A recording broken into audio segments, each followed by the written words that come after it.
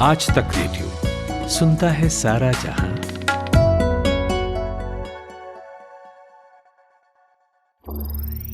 ज्ञान ध्यान।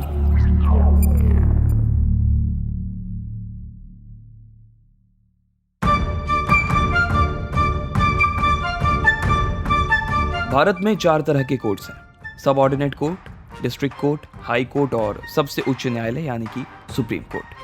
हर कोर्ट में जज मौजूद होते हैं, लेकिन सुप्रीम कोर्ट के जज इन सब कोर्ट्स के जज से ओहदे में बड़े माने जाते हैं।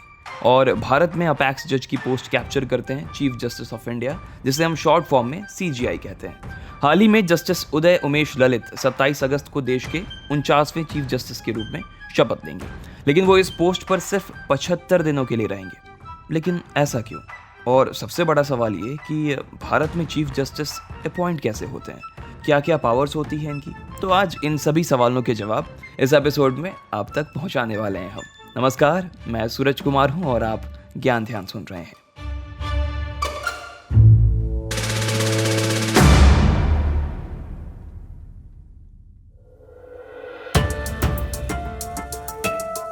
सुप्रीम कोर्ट में चीफ जस्टिस के अलावा 30 और जज होते हैं और इन सारे जजों को प्रेसिडेंट ऑफ इंडिया अपॉइंट करते हैं।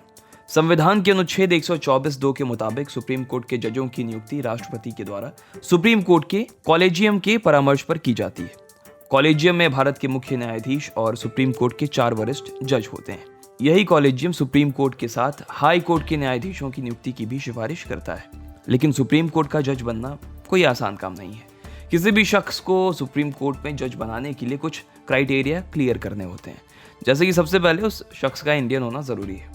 कम से कम 5 साल हाई कोर्ट या किसी कोर्ट का जज रहना होता है। व्यक्ति को हाई कोर्ट या किसी और कोर्ट में कम से कम 10 साल के लिए वकालत करने का एक्सपीरियंस होना जरूरी है। और इन सभी चीज़ों को देखते हुए, मद्देनजर रखते हुए देश में सुप्रीम कोर्ट के जजों को चुना जाता है। और इन सभी जजों के जो प्रमुख होते हैं वो होते हैं चीफ जस्टिस ऑफ इंडिया।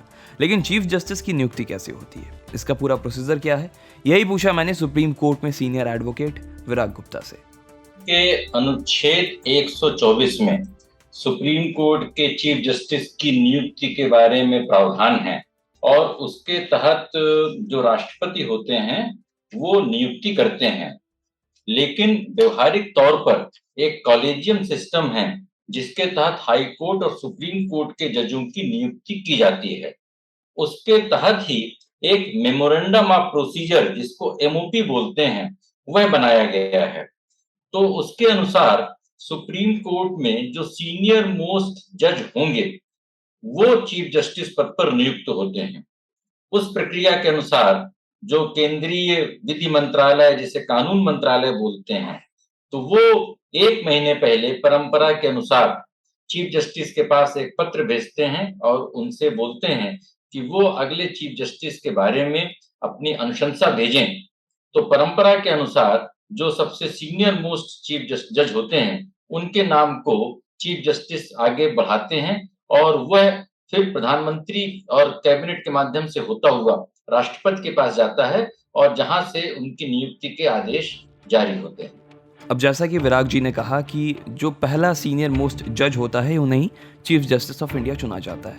लेकिन क्या कभी ऐसा भी हुआ है जब भारत में 2nd, 3rd या 4th सीनियर मोस्ट जज को चीफ जस्टिस बनाया गया है? विराग जी से सुनिए। भारत में जजों की नियुक्ति के बारे में बहुत सारे विवाद होते हैं और मोदी सरकार ने पहले कार्यकाल में नियुक्ति के लिए एक न्यायिक, लेकिन उस कानून को सुप्रीम कोर्ट की संविधान पीठ ने रद्द कर दिया, जिसके बाद कॉलेजियम व्यवस्था फिर बहाल हो गई। इंदिरा सरकार ने आपातकाल के समय सुप्रीम कोर्ट के जजों की सीनियरिटी को नजरअंदाज करके चीफ जस्टिस को अपॉइंट करने की कोशिश जो की थी, उसके बाद न्यायपालिका में काफी हड़कंप मच गया और उस समय को न्यायपालिका के इतिहास का एक काला अध्याय माना जाता है। और भारत में न्यायिक नियुक्तियों के जो 3 चरण हैं, वो पहला चरण था जिसमें कि सरकार का पूरा दखलंदाजी थी। दूसरा, जब कॉलेजियम ने पूरा उस पर अपना कब्जा कर लिया, और अब तीसरी स्थिति आ रही है जब फिर से नियुक्ति व्यवस्था को पारदर्शी और एक समावेशी बनाने की बात हो रही है। और जब हाई कोर्ट के जब चीफ जस्टिस बनाए जाते हैं या हाई कोर्ट से जब सुप्रीम कोर्ट के जज बनाए जाते हैं तो सीनियरिटी को नजरअंदाज करने के अनेक मामले आते हैं, लेकिन सुप्रीम कोर्ट के जज बनने के बाद जिस तारीख से शपथ ग्रहण, जिस क्रम में शपथ ग्रहण होता है उसके अनुसार ही सीनियरिटी निर्धारित होती है। और उसमें सामान्यतः अभी तक ऐसा कोई भी मामला नहीं हो रहा कि सीनियरिटी को नजरअंदाज करके किसी दूसरे व्यक्ति को चीफ जस्टिस पद के बनाने की कोशिश की गई हो। 1950 में एच.जे. कनिया भारत के पहले चीफ जस्टिस के रूप में चुने गए थे। प्रेजेंट टाइम में भारत के चीफ जस्टिस हैं एन.वी. रमन्ना, लेकिन जल्द ही उदय उमेश ललित 75 दिनों के लिए सीजीआई बनने वाले हैं। 75 दिनों के पीछे की वजह है उनकी उम्र। किसी भी जज की काम करने की अवधि 65 साल तक होती है और 9 नवंबर को ही उदय उमेश ललित का 65वां जन्मदिन है, जो कि उनके लिए रिटायरमेंट लेकर आएगा। अपेक्स कोर्ट के चीफ जस्टिस का पद इंडियन कॉन्स्टिट्यूशन का सबसे बड़ा पद होता है। अब जाहिर सी बात है कि इतना बड़ा पद है तो कई पावर्स भी उनके पास होंगे। क्या है वो पावर्स, विराग जी से सुनिए। देखिए, जो संविधान के जो 3 बड़े खंभे हैं, एक संसद है, एक जो सरकार है और तीसरी सुप्रीम कोर्ट या जुडिशरी है। तो ये जो चीफ जस्टिस हैं तो जुडिशरी के मुखिया हैं। सुप्रीम कोर्ट के सर्वोच्च जज होने के नाते, उस मुखिया होने के नाते उनके पास अनेक विशेष अधिकार हैं। तो पहला सबसे बड़ा अधिकार है कि हाई कोर्ट और सुप्रीम कोर्ट के जजों की जो नियुक्ति होती है तो उस कॉलेजियम के वो मुखिया होते हैं। तो जजों की नियुक्ति उनकी सहमति के बगैर नहीं हो सकती है और उनके अनुशंसा के अनुसार ही होती है। दूसरा उनके पास जो सबसे बड़ा पावर है वह पावर है कि सुप्रीम कोर्ट में वो मास्टर ऑफ रोस्टर होते हैं।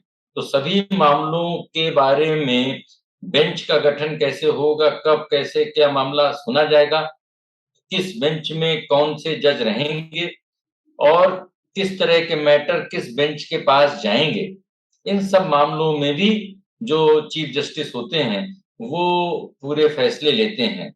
इसके अलावा न्यायपालिका से जुड़े हुए कोई भी मुद्दे पर जो सुप्रीम कोर्ट के फैसले होते हैं तो देश का कानून माने जाते हैं। तो इस नाते उस सबसे बड़ी संवैधानिक संस्था के मुखिया होने के नाते उनका एक पूरी संवैधानिक व्यवस्था में संविधान के संरक्षक होने के नाते बहुत ही विशिष्ट महत्व है। तो साहब, जिस तरह स्कूल में सारे टीचर्स के हेड प्रिंसिपल साहब होते हैं, उसी तरह भारत में जितने जजेस हैं उन सब के हेड हैं चीफ जस्टिस ऑफ इंडिया। और आज हमने बात की कि उन्हें चूज कैसे किया जाता है, उनके पावर्स क्या होते हैं। उम्मीद है आपको ये ज्ञान ध्यान पसंद आया होगा। इससे रिलेटेड जितनी भी जानकारी आप चाहते होंगे आप तक पहुंची होंगी। कोई और टॉपिक हो जिस पर आप ज्ञान ध्यान सुनना चाहते हो तो हमें भेजिए। पता है radio@aajtak.com। व्हाट्सएप भी कर सकते हैं, नंबर है 9953323303। इस ज्ञान ध्यान के लिए रिसर्च किया है आर्यमन गौतम ने, साउंड मिक्सिंग की है नितिन रावत ने। मेरा नाम सूरज कुमार है। सुनते रहिए आज तक रेडियो। नमस्कार।